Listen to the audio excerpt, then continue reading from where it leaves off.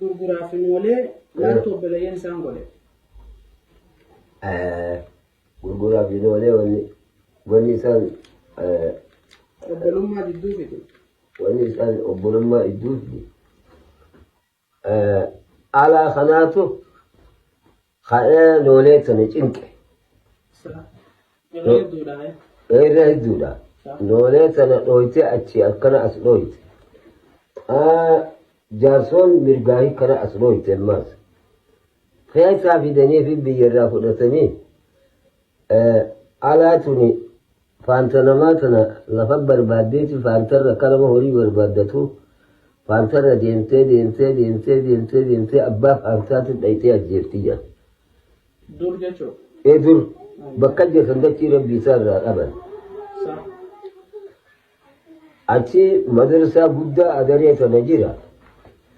Madarsaa sanatti darsaan lama qaraati takka tokko hanooleeti tokko ka'ubaadeen. Ka'ubaadeen kanaa jeeni aboo orma keessan kan ormi kun cinqe orma keenya tokko jira. Kanamtichi tokkichi nama soddon buisu odoo orma keenya san iyyatanii jeen. Kanoolee kun noolee dhufee itti nooleen kasaanii kana qabateeti adaree dhaqe. Abdullahi Mahaddar jenna. Kun dhuflee hajaniin sun amma isa kun dhib jechuu. Kun dhib rakkoo kuma hiike jechuu. Rakkoon inni hiikees kan amma ala gartee kanatti gurguraa fi noolee qabde tana. Si galtee. Isa kana amaara dhayee amma giraanii wajjiniin dhayee adarii gaddeebi erkatan. Nama 300 fudhateeti dhufe. 50 laga kana kaayee 50 laga san kaayee 50 laga kana kaayee ala asii dhayee mul'atan gahe. Jaara mul'ataatiin. Jaarsoo asii dhayeeti gooroo waleetiin mixe qaarse. Amma biyyatee nagaa si godhe anniin galaa jeen narraan galtuu obboleessaan si godhaa jeen. Si galtee. Eega obboleessana gootu obboleessaan si keessa barbaaddadha baallama naa qabi jeen. Baallama ni qabeef. Tumtuu dhaqeen manxaraasha qaree hafiifa godhee dhufe. Nooleen kun sadii beeytee muchumaa fi haleelee fi oromoo. Sadeen kanaami kamuchaa kana harka fuudhe manxaraasha kan asirra dhaabala. Manxaraasha akkasii qareessan asirra dhaaba. Miilara achirra. Maal jechuusaan ana obsuun keessa laalaa. Si galtee. Kamuchaa kun xiqquma obseeti jalaa butate. Haleeleetti dabre. Kunis jabu obsee jalaa butate. Ka Oromoo kana dabre. Oromoo kana gaafa san mataan isaanii nyaanoolee hajaani. Kuni odoo obsu manxaraashin jalaan quuqate. Ammarraa butee kunoo obboleessa kadhee jeensi taisa. Akkasii obboleessa ta'anii. Noolee keessaas Oromoo hojii obboleeyyanii jechuudha. Noolee ifaafuu ta'e kaamma. Obboleessa si keessa hirkadhee jeeni kaa. Waggaa tokkotti obboleessa ta'e cufattu noolumaami. Noolumee takkuma isaan. Cufaafuu obboleessumaa jechuudha. Amma akka lolli kanaa kun hin deebine. Si galtee lolli badaan akkanaa kun akkan deebine. Walgahii lammada haa goonuu jeen. Walgahii lammadaa godhan ammas. Ta'a daliis dhufu, ta'a isaas dhufu, ta'a itoon dhufu, ta'a ala dhufu. Nooleen keessaa jira mataanuu isaa. Ta'a jaarsoonis dhufu.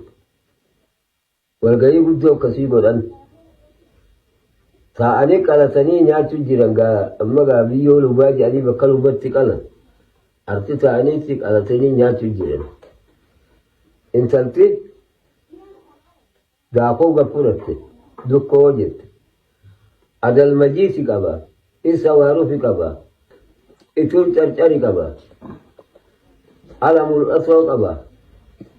جارسو والي دو قبا نولين دي درقا ياتي قبا غرغران دبي قبا خدبتي دبي قبا جت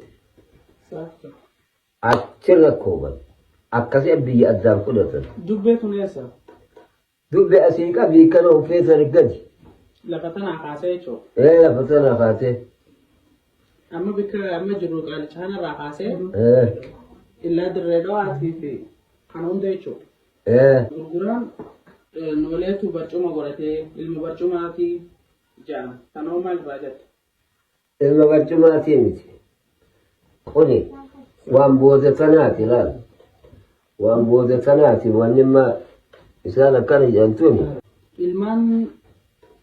ilmaan gurguraa ilmaan nooleetii ilmaan barcumaati warra jiru dhaamsamaan dhaamtaaf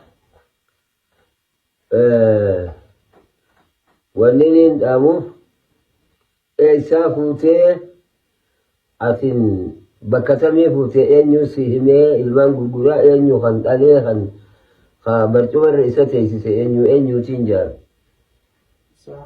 qaceello dhageeffadhaa Bebe eenyuuti abbaa san hin gaafa akkami taariikha kamitti hin jiruu si galtee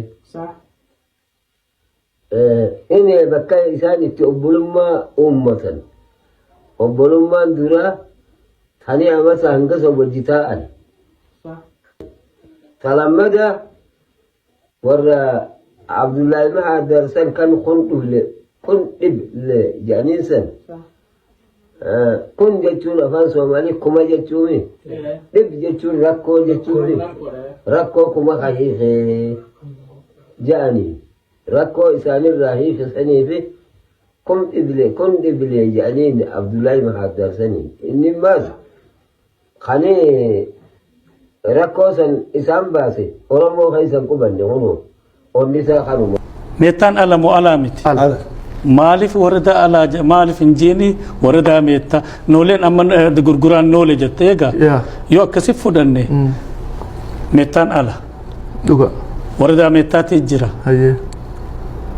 sunis warada alaa maaliif hin jaamne laal jaarsoon ilma dagaati warada jaarsooti jira warada dagaan jaamne tana laali maastar booda hantii dhawanne tun hantii dhuga maaliifi yoo ifiifuu kana waan jenne maaliif nama biraa zigaal zigaal hin feesu amma dubbii amma kaaftan irratti aanaa meettaa hoggaa jaame laal amma gaafa duraa san gurguraa duruu jaamee jira isaan gurguraa warraa jajanii dirree asli jaama hojjaa jira waraqaa hantii maatii jira maatama gaafa sanii hundaan qaba sumudaa gaafa sanii hundaan ni qaba isaan gurguraa warraa jaha joos ni qaba gaara gurraacha warraa jaha joos gaafa ture bakkuma hojjaa tana deebi meettaan ala ala gaara mul'ataa qaba akkasii miti bakka meettaa tana maaliif fudhatamtee bakka alaan jaam yoo gurguraa dhiifnee noolee fudhanna jenne meettaan ilma alaati waradaa meettaa jaamti maaliif waradaa alaan jaamne nooleen ilma dagaati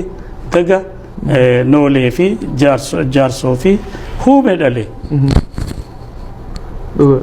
bakkitummaa mul'achuu didde yoo agartee ka afaan Soomaalii reeffatu itti taate gurguraa qofaa mi ka afaan Soomaalii maaliif gurguraa qoftiin laal Oromaan waan hin haasawne irra waa hedduu nama barsiisaa maaliif kanneen hin mul'annee gurgurumaa Soomaalii jenna.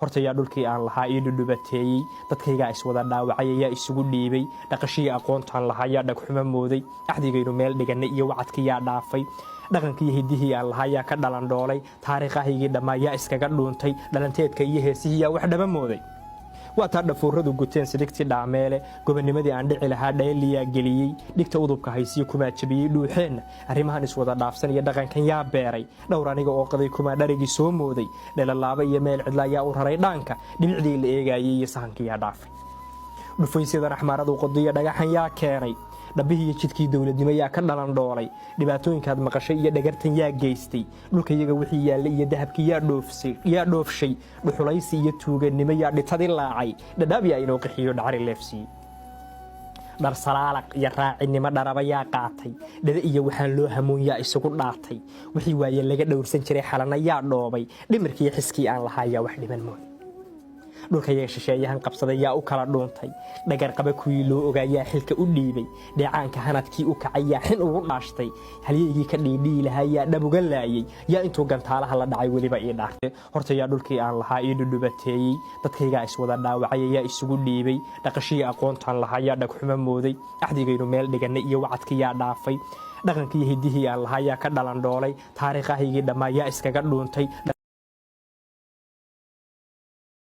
bakkeenya itti dhaladhe saphama bakka jala abbaan kiyyaa saphama dhalatee ani saphama sanittiin dhaladhe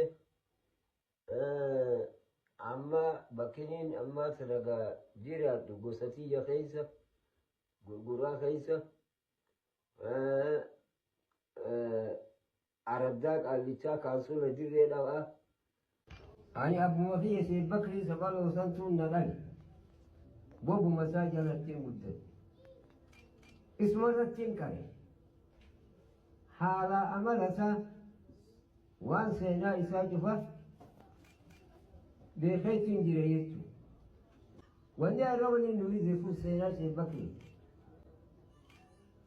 Saphaloo jechuun kun Sheek Bakrii saphaloo jedhaniini saphaloo kun laga waan saphaphoola inni qabuufi saphaloo jedhaniini. Abbaan keenya saphaloo kun biyya akkam keessa dhalatee jettan biyya karaan qabne caakkaa jala ol deemanis makiinaan hin dhayne. Nama kana rabbiin waajibatti naqee bahara godhee kitaaban cufaa fixatee seenaa cufa fixee warri kun achumaa asii durumaanuu warruma qabsooti warra seenaati. Abbaan isaa odaan kan jedhan lafeen isaa calanqo jirti duulaa achi dhaqeeti achi jira. Akaakoon isaa odaa kan jansan ilma Usmaan odaati innini. Usmaan sanis calanqo duuleeti namni dhuftee hoggaa biraa du'e dhume. Isaan keessa ciisee dhiiga isaanii dibee du'a fakkeessee galee kunoo hore jechuudha. Kanaaf inni imma qabsoodha seene. Waraanoo baasee Oromoo dammaysuudhaan kitaaba seenaa Oromoo sana akka gaariitti qaqqabee yemmuu irsaalu sawaariif ilaa samaa'i tawaariif kan jedhamu baasuudhaan qubee baasuudhaan qabsoo akkasiitti seenee jechuudha. Qubee tana hoggaa baase abbaan keenya darasoota isaati barsiise. Darasoota isaa hoggaa barsiise darasoonni inni barsiise kun asii yaa'ee biyya Soomaalii dhaqee Magdashoodhatti darasoota qaraasisuu eegale. Darasoonni lamammaas biyya Aruusitti irraa yaa'anii Magdashoo dhaqanii Magdashoodhatti qubee abbaa keenyaa kana darasaa isaa kanarraa barreeffatanii qara'an.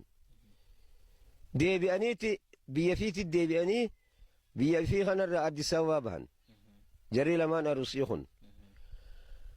Wahiis waa dhudhuganiiti farshaananii waa hunda dudubbatanii qaqqabaman. Hoggaa qaqqabamanii qubeen tun itti mul'atte. Qubee tana eessaa fuutan jennaan eessarraa bartan isin eessaa fuutan Magdashoodhatti baranne eenyurraa bartan eenyu baasee jedhan hoggaa jedhanii gaafatanii nuti ifii biran dhayne isan agarree Sheek Bakrii Saphaloo jedhanii gizaata dirree dhawaa isaa baasee jedhaniiti astamaaroonni keenya Magdashoodhan nu qaraasisanii jedhaniin. Ilaa ammatti nutilleen qabsuma isaa sanirra jirra. Karaa du'aa'ii gorre malee du'aa'iidhaanitti jirra. Amma yoo dhugaa dubbanne moo yoo kijiba dubbanne wanni harar ta'e kana cufa abbaan keenya abbaa isaaniiti. Bilisummaas seenaas haruma inni sossoo'ee keessattuu Oromoo fi Soomaalii haruma inni sossoo'u jiran malee gurguraa fi keessaawuu gurguraa fi Oromoon yaaduu inni qabu san qaban malee yaada fincila qabiilatti hin qabanii kanuma inni isan sossoon malee seenaa sanuma isaasan harkaa qaban jechuudha.